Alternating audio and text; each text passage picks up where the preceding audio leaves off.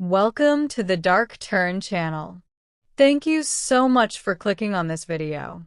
Let's get into tonight's story, but please don't forget to like and leave me a comment. I turned on my phone and looked at the message that had just come in. Dilarum, I'm really sorry to say this, but I can't help it. Ever since I saw your mother, I haven't been able to get her out of my mind. I've completely fallen for her. I was embarrassed to tell you this, but I decided to be honest. I feel like I've found my soulmate. I don't care that she's older than me. I'm truly in love with her. I threw my phone aside.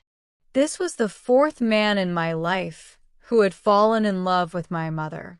Hearing the click of her heels on the wooden floor, I turned my head toward her. I gave her a faint smile and said, Farah Khanum, looks like Sapir has fallen for you too. Let's see what you'll do with this one. Don't settle for less this time. His father owns 3 companies, and he's got plenty himself. Get as much as you can out of him, for generations if you can. She burst out laughing and turned her phone toward me. She was already chatting with Sapir. I ignored her, leaned back on the couch, and tried to close my eyes. My mom had grown up poor, really poor. She was one of 10 or 12 kids, completely overlooked by everyone. My dad, on the other hand, had been a 60-year-old rich man whose wife had died years before. He had 2 sons and a daughter living abroad. When my mom, still a high school girl, met him in our neighborhood, he was there for a construction project. She saw her chance. For the first time, she tried to make someone fall for her. Every day, going to and from school, she'd find ways to catch his attention. Eventually, she succeeded. My dad truly fell in love with her. He risked his reputation and married her, a teenage girl, and I was the result of that marriage. They lived together for about 5 years before he passed away. Everyone believed my mom had inherited all that wealth thanks to him. But when his kids returned from abroad, they took everything, every penny, that belonged to us. Mom couldn't do anything about it. To survive, she started charming men. For most people, the easiest thing in the world is drinking water, breathing, or lying down and staring at a screen. For my mom, the easiest thing in the world was making people fall for her. With unbelievable ease, she could make anyone obsessed with her. If a man didn't work, she'd seduce his wife instead. I lost count of how many partners or husbands she had, probably over 60 or 70. By the time I was a teenager, she had made enough money from those men to live comfortably. She looked amazing, youthful, stylish, full of life. You'd never guess she was my mom. Actually, the age gap between us wasn't huge. She had me when she was still in high school. She was always smiling, always cheerful. I had never seen her cry, except when she wanted to manipulate a man. Maybe that was her secret. Her constant joy, her playfulness. She was a flirt through and through. We lived in luxury, and she never worked a single day. All our money came from her relationships. She never had other kids, and she firmly believed there was no place for purity in this world. She even encouraged me to date and connect with people from a young age. But I wasn't like her. I'd wear the expensive designer clothes she bought me, hang out with friends, and flirt a little when someone interesting came along, mostly to get her attention. And whenever I did, she would swoop in and steal him away like it was nothing. Sapir was the 4th guy she had done that with. I was 23 and had dated a few guys, 6, maybe, and introduced 4 of them to her. She managed to charm every single one and get money out of them. As I sat there that afternoon, basking in the sunlight coming through the window like a lazy cat, half asleep, my mom was busy texting. Then suddenly the doorbell rang. She went to open it, and moments later came back beaming, holding a small box. She opened it. Inside was a very expensive piece of jewelry. Sapir had sent it as a surprise. Maybe to others that would seem shocking. But for me, it was just another normal day. I still don't know what kind of magic she used, but somehow she always made people act this foolish and fall right into her trap. I glanced down at her heels, sharp and pointy. For the 1,000th time in my life, I said, "Mom, there's no one here but us. Why on earth do you wear heels around the house? Take them off. It's not like we have guests." She crossed one leg over the other and smirked. "You still haven't gotten used to it?" "I just can't walk without heels anymore," she said. She was something else, truly a phenomenon, full of strange little habits that made me wonder if she was even a normal person. Those days, life felt so empty to me. There was money, plenty of it, but no love, no warmth. Everything around me felt gray. The beautiful house, the closets full of designer clothes, the endless accessories, bags, and shoes, even the bank cards she loaded for me, none of it meant anything anymore. My world had turned colorless, meaningless. It was as if I had reached a state of complete emptiness. I don't know if you can understand that when nothing matters anymore, when nothing feels important. In our house, there were no boundaries, no rules, no lines you couldn't cross. I could bring someone home, hold their hand right in front of my mother, and she wouldn't even care. And let me tell you, that kind of life is not good. A life without limits, it leads you straight into nothingness. My mother never cried, except when she wanted to trick men. So I cried instead, for both of us. Every night, I'd light a candle and cry. Sometimes I'd ask God, "Why did you let a 60-year-old man have a child? Why did you bring me into this world?" If my mother had been alone, living the life she wanted, fine. But I didn't want this kind of life. As a child, I just wanted a mother and a father. Not this unbearable loneliness that filled my chest. My days drifted by aimlessly, coffee shops, short trips, empty routines. Then one day it hit me. Why am I living such a meaningless life? Why don't I do something I actually love? Work isn't just for survival, it gives you purpose. So I decided to start working to change my life. Completely on my own. No help, no friends, no one. I used my mom's money to open a boutique. Of course, she was furious. "A woman shouldn't work," she said. "Why don't you just find a boyfriend?" I promise I won't go after him this time. Go out, have fun, enjoy life. But I didn't feel like I belonged in her kind of life anymore. So I went ahead with my plan. It wasn't as easy as it sounds. Sure, I had money, but setting up a boutique took everything out of me. Running around, choosing fabrics, hiring designers and tailors, deciding on styles and materials, it was chaos. But it kept me busy. From morning till midnight, I was at the boutique. Eventually, I even put a small bed in the back room and started sleeping there. My mom never asked if I'd come home or not. She didn't care. 1.5 years passed. My brand was finally getting noticed. Rich clients started ordering custom pieces. I worked out hard and even became the model for my own brand.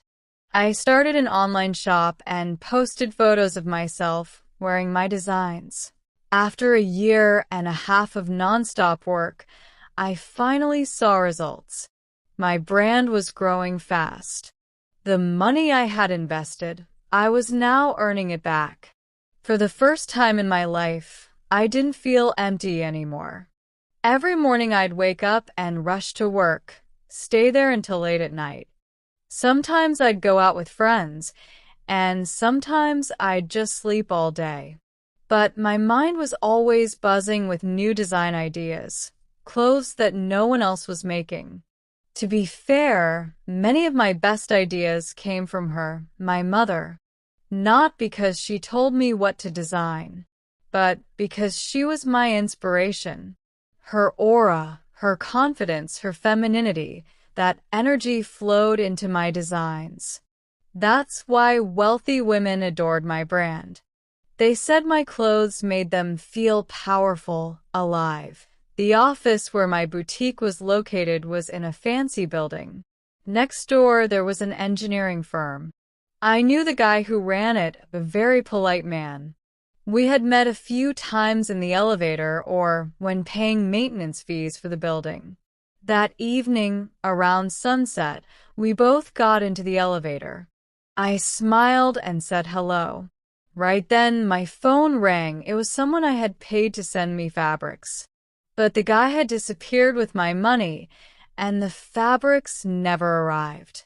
It had been months since that supplier finally sent my fabrics, and when they arrived, they were cheap, low-quality material I would never use.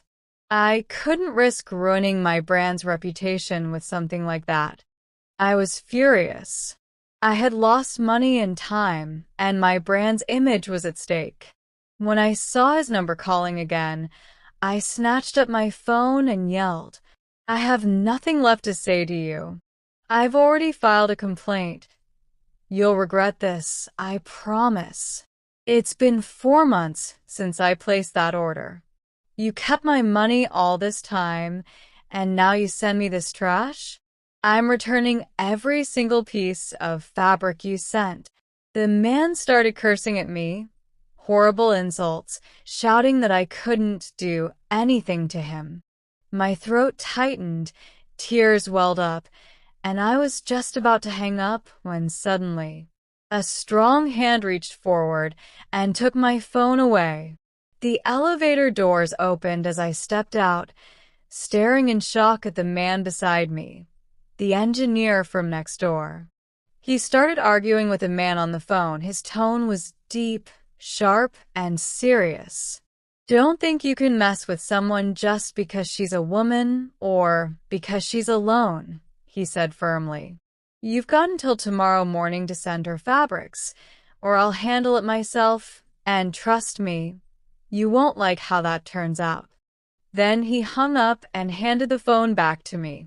I just stood there, frozen, staring at him in disbelief.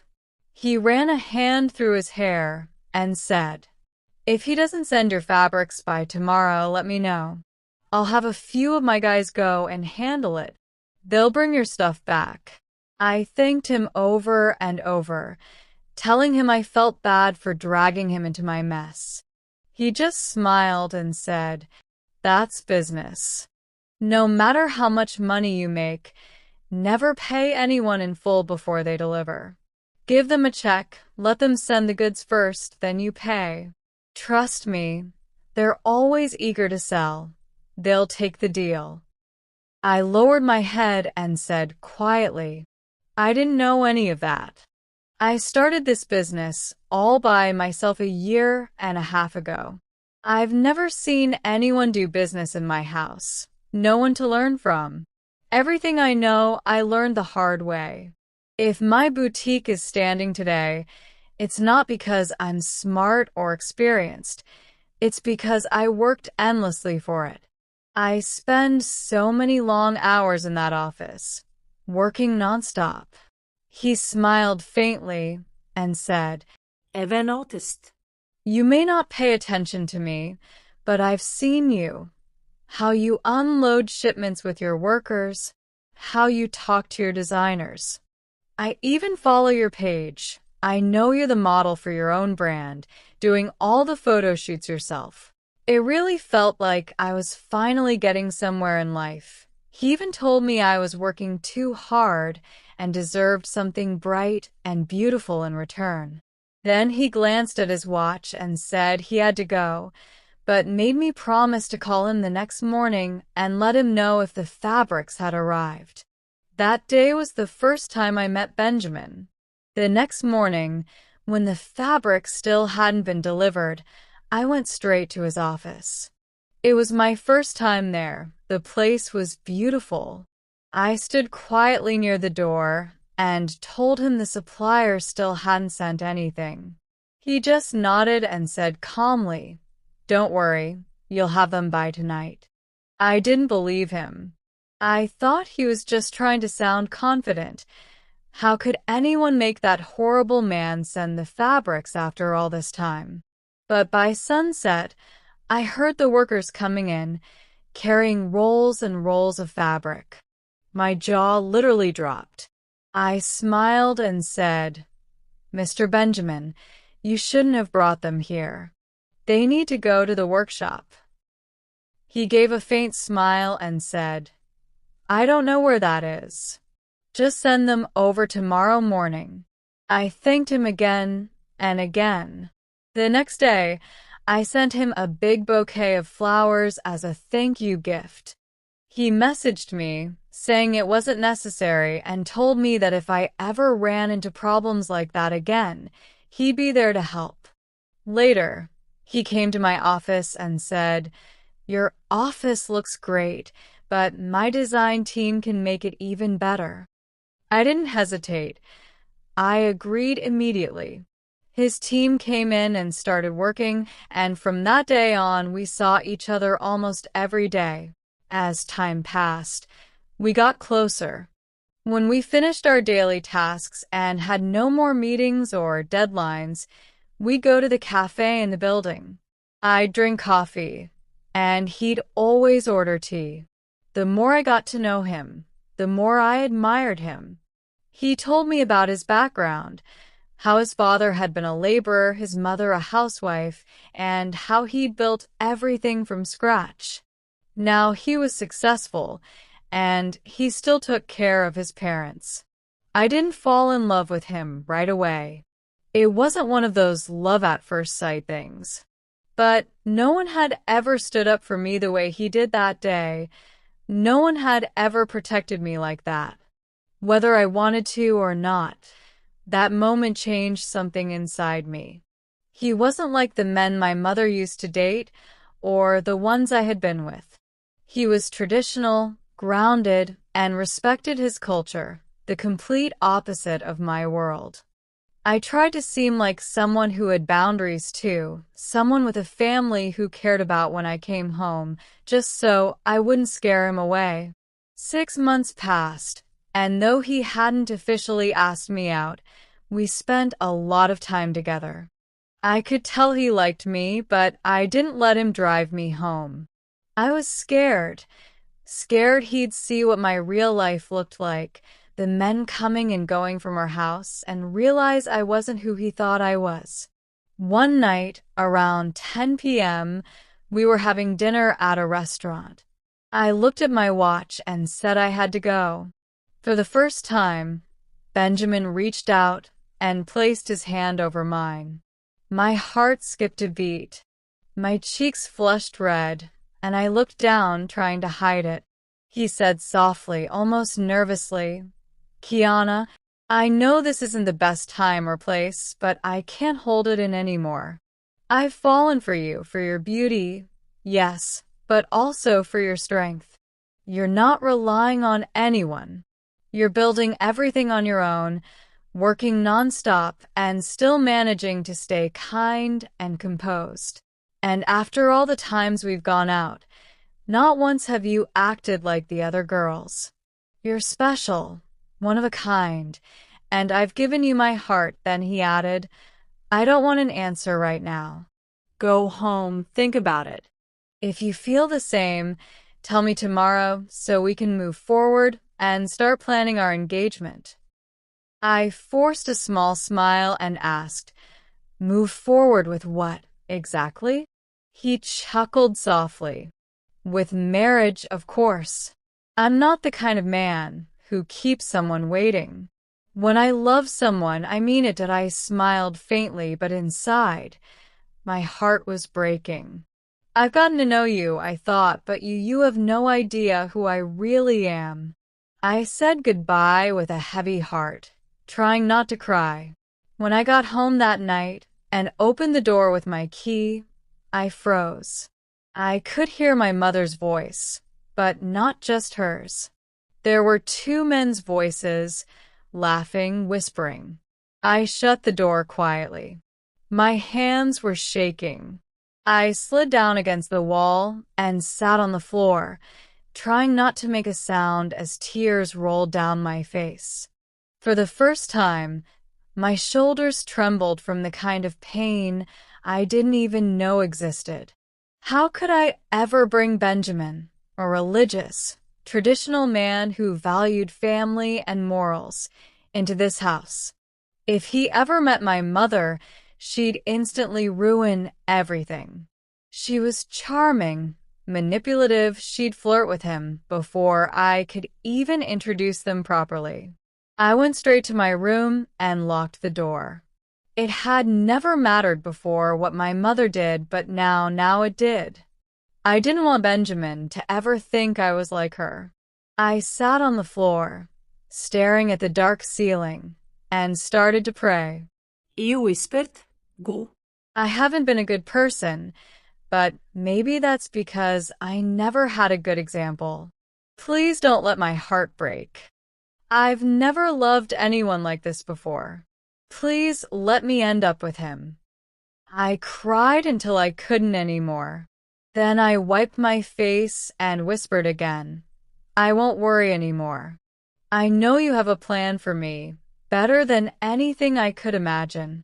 Please just help me trust it." The next day, Benjamin came to see me. He looked calm, gentle as always, and said, "So, what's your answer?" I took a deep breath and said, "Yes, I want this. I think I've truly fallen for you." He smiled, that wide, bright smile that made me melt, and said, "You just made me the happiest man alive." Then his face turned serious. He sat beside me and said softly, "Kiana, I hate lies. Never lie to me. I'd rather hear a painful truth than a sweet lie. Promise me that, no matter what happens, you'll always be honest with me." I nodded. He smiled again. "Your past doesn't matter. What matters is from now on, our future." For a month, we were together, truly together. Those were the best days of my life. For the first time ever, I didn't feel alone in this big, cold world. It felt like God had finally given me my person. We went out, shopped together, tried new foods, rode bikes, took walks, even went horseback riding. Sometimes I joined him at his projects. I'd help with creative ideas, and he'd just smile, never interfering in my work. The only thing he asked was that I stop modeling my own designs. He said it hurt him to see strangers leaving inappropriate comments under my photos. I loved him so much that I agreed without hesitation. I hired a model, a beautiful one, even more stunning than me, to take my place in the photos. Honestly, it made my work easier. About a month later, one evening, Benjamin and I were sitting in my room, eating dinner and watching a movie on his phone. I picked up a piece of potato and said playfully, "See? I told you if that old man was behind all this, you could spit in my face." He grinned mischievously. "Why would I spit in your face?" I frowned and laughed awkwardly. "Stop it. Behave yourself." He burst out laughing, loud and carefree. That's when I saw movement in the doorway. My heart dropped. My mother was standing there, watching us. My face went pale. My heart was pounding so fast, I thought it would explode. I didn't know what to do. I didn't want Benjamin to see her, to sense what kind of woman she was. The men from her past had never mattered to me before. I used to laugh at how she'd trick them out of their money. But now I was terrified. She looked at me with a sly smile, her eyes glinting with mischief, then winked and slowly walked into the room.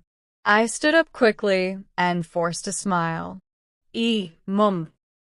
She smiled back. Hi, my beautiful girl. You never visit your poor mother anymore, huh? If I knew this business of yours would take you away from me, I'd never have let you start it. I laughed nervously. Poor mother? You're younger than half the people you call your friends, she laughed. That loud, fake laugh of hers, then turned to Benjamin and said hello. To my surprise, she didn't reach out to shake his hand. Normally, she always did. In my head, I thought she's smart. She knows exactly how to play people. I swallowed hard, still shaking, as she tucked a strand of her freshly dyed hair behind her ear and said sweetly, I need a red dress. Something stunning. Can you make me one? Oh, and aren't you going to introduce me? I gave her a faint, embarrassed smile and said, Benjamin, this is my mom. I was going to introduce you two later, after we got to know each other a little better. I just wanted to make sure everything felt right first. I'm sorry. She smiled, placed her hand gently on my shoulder, and said, You're an independent, smart, and strong girl. Whatever decision you make is the right one. If you felt there was no need to tell me, then it must have been the right choice. I'm really glad I got to meet you, Mr. Benjamin. Then, without paying much attention to him, she started picking out a dress. I gave her one of the most beautiful pieces in the boutique, and she left happily after saying goodbye. After she was gone, Benjamin turned to me and said, I didn't expect your mom to be like that. I frowned slightly and asked, Like what? What do you mean? He shrugged. I don't know, she was just… I don't know, forget it. I didn't press him further. I just waited, expecting a message from him, something like, Kiana, I've fallen for your mom. I'm sorry. Please introduce me to her. But no such message ever came. Instead, his love and affection for me kept growing stronger, and my mom didn't seem to interfere with us at all. A week later, when she saw me, she smiled and said, Why are you avoiding me lately? My mom was always sharp. I shrugged and said, Avoiding you? I'm just tired from work at the boutique. I barely have the energy to socialize anymore. She looked at me softly and said, Even with your own mother? Kiana, I know I might not be like other moms, but I did my best. When you were sick, I stayed up all night beside you. I never let you suffer. I've always had your back, no matter what. Please don't forget that, okay? Don't forget and keep loving me, just like when you were little. I got emotional. She was right. She wasn't a bad mother. Not like the others maybe, and yeah, she'd messed up her own life, but she'd been good to me. I hugged her, and for the first time ever, I saw her cry. Just a few tears, but it broke me. She held me tight and whispered in my ear, This is the first time you've made the right choice. I'm sure you'll be happy with this man. Don't worry, nobody can figure out what I'm up to. No one ever does. You're safe. I wiped the corner of my eye and laughed softly. Don't you dare flirt with him. She burst out laughing and said, If he's that easily swayed, then he's not a man worth loving anyway. Everything just seemed to fall into place after that. The mother I thought would try to manipulate Benjamin when she saw him stood behind me like a mountain of support. She prepared everything for the proposal, tidied up our house, even went so far as to research Benjamin, figuring out what kind of person he was, and then came to tell me that I had made one of the best choices of my life.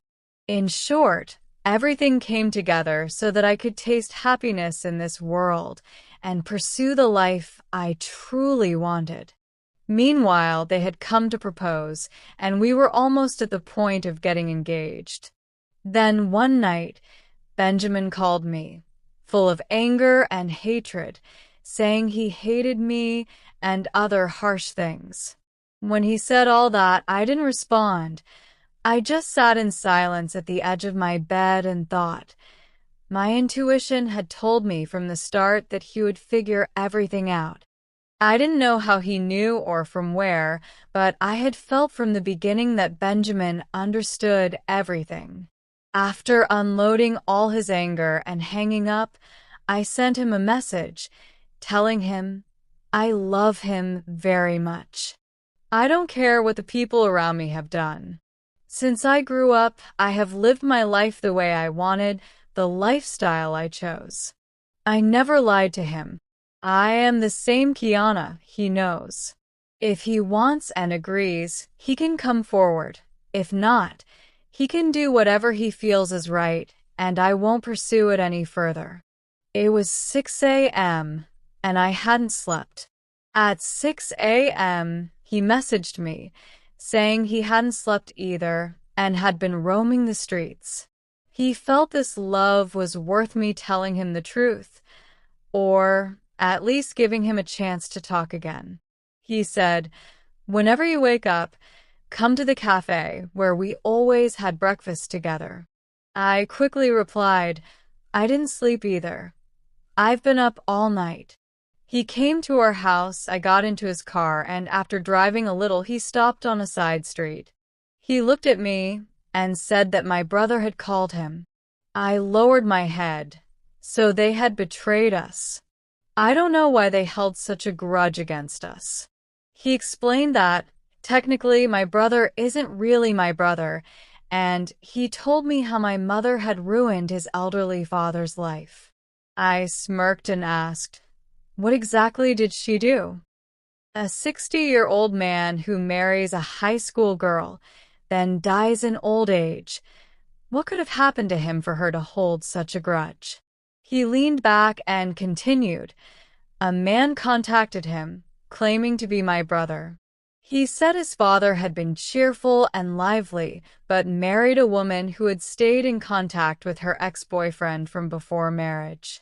That relationship produced a daughter. At first, my father thought the daughter was his, but later realized she wasn't.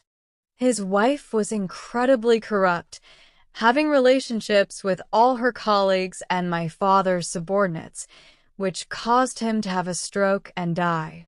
I asked how I could know he was telling the truth. He replied that it could be verified. They had threatened the woman, taken my father to court under the pretense that he had no medicine, and then she ran away. He investigated and confirmed it. Everything went to the children and my mother, and I got nothing.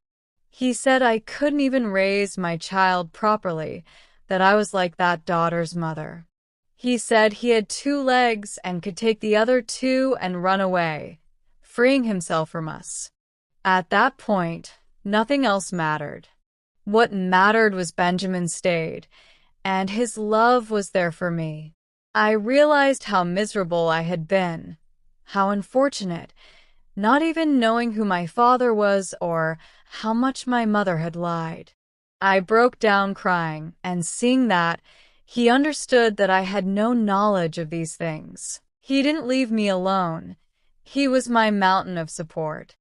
He told me to cut ties with my mother, and after marriage, neither he would come to our house, nor I to his. I packed my things. upset that my mother had spent all these years telling me my father was someone else and left her. She didn't get angry, didn't follow me. I heard that sometimes she goes to Europe, sometimes she's around here. I was doing well, working in my office for a while. Then I married Benjamin. At first, his family was upset that my mother hadn't come to the wedding, and I was so lonely I had no relatives. But once they got to know me, they accepted me and didn't interfere anymore. My marriage with Benjamin produced a daughter and a son. My boutique still runs. I go there in the morning until noon, then come home. His mother loves the kids and raises them herself, though of course I'm still their mother. But during the hours my boutique keeps me busy, instead of putting them in daycare, she takes care of them herself. She says she loves this work, Benny, the one you work at in the same office. We have a good life together, but I notice that sometimes he gets scared and doubts me. He goes through my phone and checks things. Because of that, I make sure my phone is always accessible to him. I ask for his permission before going out, tell him where I'm going and all that. Other than that, there's no real trouble or harassment. He's very careful, and because of that, I never feel lonely or miss my mother. I don't feel the lack of a family, and I feel happy being with him. I wanted to share my life story with you and say, if you're not in a good situation, if you feel like you're on the wrong path, when you choose the right path, work hard toward it, and show God that you want to change your life, He will change it for you. When I stopped chasing easy money that my mother would get from here and there, I stood up for myself, opened my own boutique, worked hard, faced ups and downs, and God turned my life upside down in the best way. I wish for all of you who've listened to my story that if your life isn't what you want, it may be turned upside down, and like mine, the bottom ends up being much more beautiful than the top. I love this life, a life full of personal boundaries, beliefs, culture, red lines, and humanity. The life my mother had prepared for me was a real hell. Of course, I wish my mother health and wellness. Sometimes we talk on the phone, but very rarely because I don't want her to get emotional and ask to meet me, which could cause problems. I know my husband's red line is my mother. He doesn't want me to have any contact with her. That's my life story. I'd like to know your thoughts. If you were in my place, what would you do? Would you prioritize your future and your children's life, or would you secretly visit your mother? Please write me your advice. I really appreciate it. Thank you for listening to my story. I hope you enjoyed it. For me, it's full of lessons and shows that if you want to change your life, you can achieve what you truly desire. I hope you get everything you want. Don't forget to comment and support me. The reason I haven't been around much these days is that I caught a little cold and got caught up in some strange and busy work with my own business. But I promise I'll come online every day. Besides Dark Turn, I don't have another channel where I post a story every day. Take care of yourselves, value yourselves. You are very precious. Goodbye.